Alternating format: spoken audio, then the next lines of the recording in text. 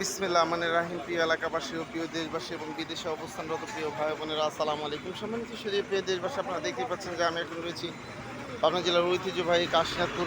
তিল, সরিষা, ধান, গম, ভুট্টা এবং কালো জিরা, রাঁধুনি গুঁড়া মশলা এবং ধনিয়া সজ হাটে। সম্মানিত সুধী প্রিয় দেশবাসী, আপনারা দেখতেই পাচ্ছেন।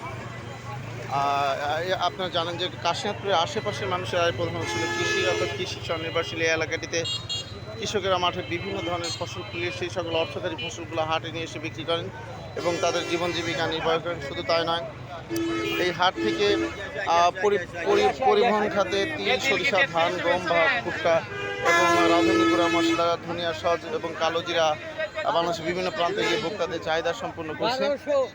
যাও এ পর্যায়ে আমরা সরাসরি আজকে জানবো যে তিলের সর্বোচ্চ পাইকারি বাজার কত যাচ্ছে। কাকা আসসালামু আলাইকুম। আজকে তিলের বাজার কত করে যাচ্ছে কাকা? 3300 এবং সরিষা 38, সরিষা 3800। সম্মানিত সুধী প্রিয়দের সামনে বুঝতে পারছেন, এরপর যে আমরা সরাসরি তিলের বাজার যাচ্ছে 3300 টাকা মন এবং সরিষার বাজার যাচ্ছে 3800 টাকা। এরপর যে আমরা ধানের বাজার জানব। কাশীনাথপুর হাটে ধানের বাজার দেখতে পাচ্ছেন, ধান হাট। আর ধানের বাজার কত করে যাচ্ছে ভাই? আসসালামু আলাইকুম। কত করে যাচ্ছে ধানের বাজার?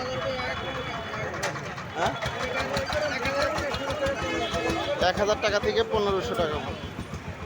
আমাদের শুধু আপনারা বুঝতে পারছেন যে ধানের বাজার যাচ্ছে 1000 থেকে 1500 টাকা মন। এরপর যে আমরা সরাসরি যাব গম হাটে, দেখতে পাচ্ছেন গম হাট।